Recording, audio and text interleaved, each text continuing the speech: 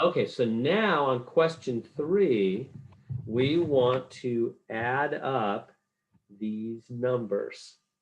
So we know the trick. We know what we're going to do. Let me write it down here. So 5 plus 7 plus 9, etc., all the way to 125. And then we're going to reverse the list down below. So this is forwards.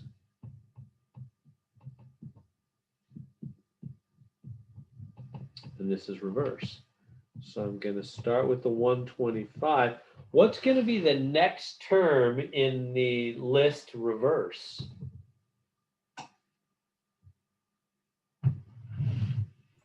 123.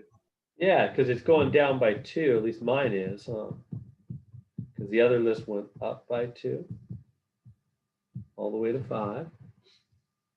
And then we're going to add them up. So we get 130. And sure enough, same total all the way, because one list is going up, the other is going down. So that makes the total the same all the way. Okay. So now the question is, how many?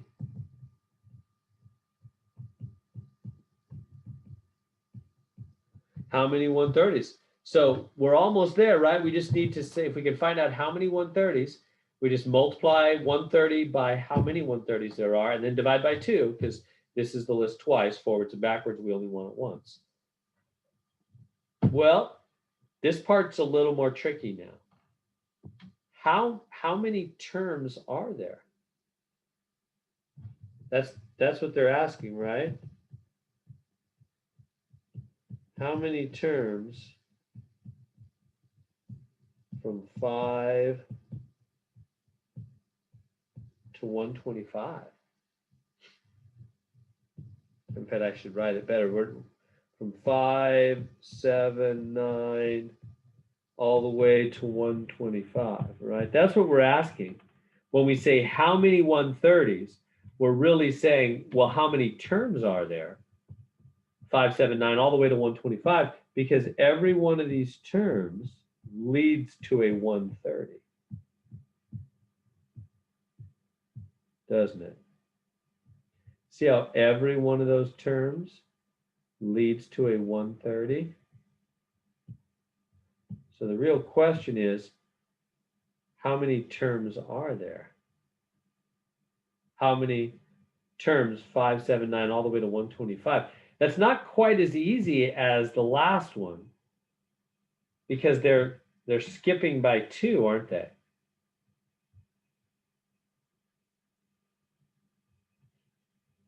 So it would just be skipping 2 terms, 1 and 3.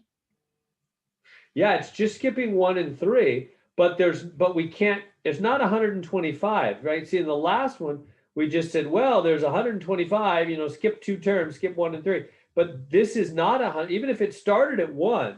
What if it started at 1? 1 and 3, even if I threw on the 1 and the 3, there wouldn't be 125 terms there, would there? Because it's skipping every other term. Huh? You see the problem? It's not quite so simple, is it?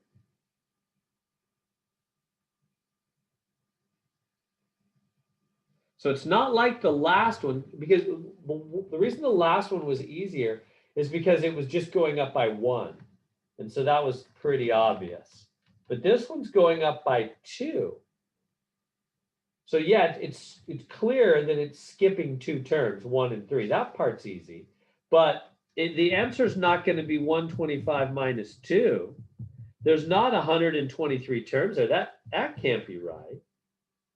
Right? Because there's not 125 right there. Yes, there's 2 that's missing. That part's true. But what do I subtract it from? How many terms were there to begin with? How many terms are there in going from 1 to 125?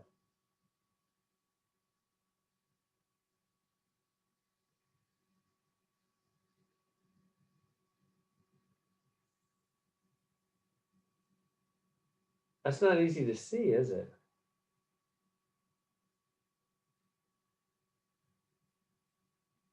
So, couple things we can do. Let me just present one. I'm going to suggest at this point that we just come up with a formula. I think that would probably be the easiest thing to do. So let's find the formula.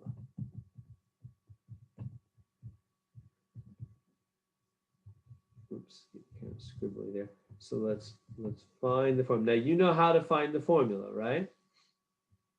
You start with 5, 7, 9. That's good enough, I think. And it's all about the path. The pattern is in the path, and over here you got to have the term number. And so the first number is 5. The next one is 5 add 2, isn't it? Right, this is going up by 2. I'm sure you know that every time. So the 9 is 5 add 2 twice. So the term number, this is the first term, second term, third term. And the question is, what's the nth term?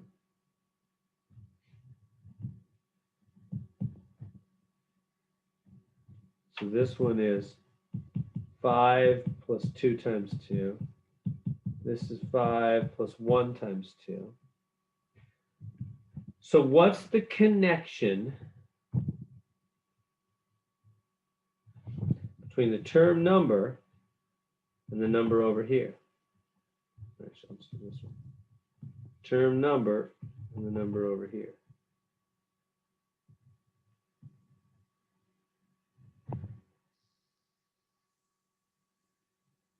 What's it going to be? What's the formula I'm going to write here?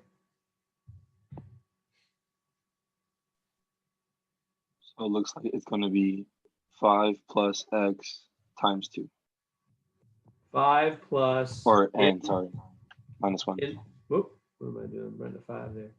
5 plus n minus 1 times 2. Is that good? Everybody see it? Because it's 1 lower, isn't it? Right? So the 3 leads to a 2. And the 2 leads to a 1. See how it's always 1 lower? So the n will lead to n minus 1. And you can put it in the back if you want. It doesn't matter, front or back. Is that good? The nth term is 5 plus n minus 1 times 2. Okay, now what are we trying to figure out? What are we going to do with this? We've got the 125 here, don't we? We want to figure out the 125 is what term number? So I'm going to bring the 125 right here. And I want to figure out what term number is that? Meaning, you know, the 5 here is the first term. The 7 is the second term. The 9 is the third term. And the 125 is what term number? Nth. Let's try to figure out what term number is the 125. And that'll tell us how many terms, right? That's what we're trying to figure out. How many terms from 5 all the way to 125? Well, if we figure out the 125 is, I don't know, the 39th term, then that'll mean there's 39 terms because he's the last term.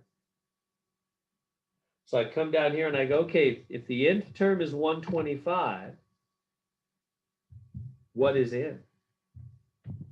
So I need to solve for n. So here I have an equation. I'll put a wall that maybe that'll help you focus. You have a left side and a right side of the equal sign. And I'm trying to solve for the n. So what do I do first to solve for n?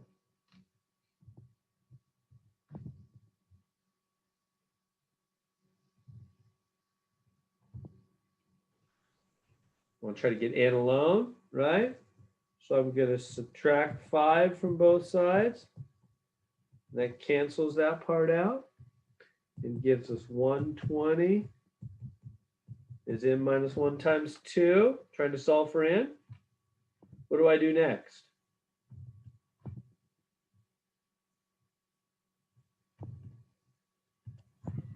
Divide 2. Divide by that 2, exactly. Because that 2 is multiplied. We always do the opposite to get rid of stuff, right? And this will become 60.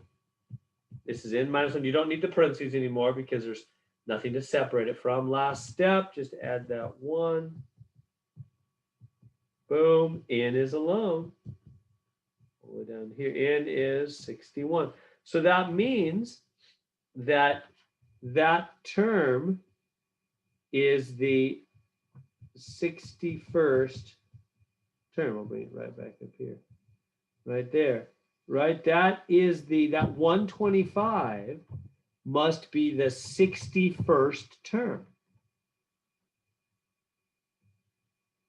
So that's the 61st term in this group of numbers. In going from 5 all the way to 125, the 61st term is the 125. So that means there's 61 terms.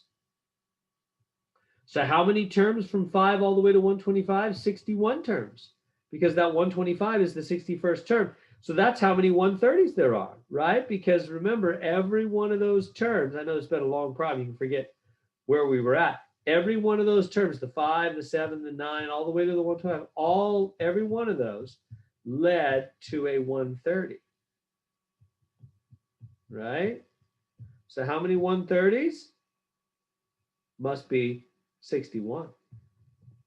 So let's wrap up this problem then. So we have 61 of the 130s, because there's 1 for each term, right? Everybody see that? Each of these terms led to a 130. So we must have 61 130s. So we need to take 61 times 130, but don't forget to divide by 2, because this is the list twice. Forwards and backwards, right? That was our first step. Forwards and backwards. This bunch of 130s added up was forwards and reverse on the list. So this total of 130s is the list twice. So we need to divide by 2. So use your calculator. Do 61 times 130 divided by 2. And I'm getting the answer 3965. So the total of all those terms must be 3965. So that's pretty tricky. So we had a couple of tricks there. So let me run over it one more time. So to add up this group of numbers, which did not simply go up by 1 every time, it was a little more complex, went up by 2. We had to write the list forwards and backwards and add them up. We got 130, a whole bunch of 130s, but then we had to figure out how many 130s. So we realized there's 1 for every spot in the list. So we said, well, how many spots in the list? So we wrote out the formula right here for the sequence of numbers. We got 5 plus n minus 1 times 2. And then we said, okay, so let's find the nth term. Let's find the 125. So we said, what if you put a 125 here? What is n? We solved, we got n as 61. That means this is the 61st term. And so we said, well, then there's 61 130s. Add by 2, because that's a list twice. And that's how we got our answer. So there we go.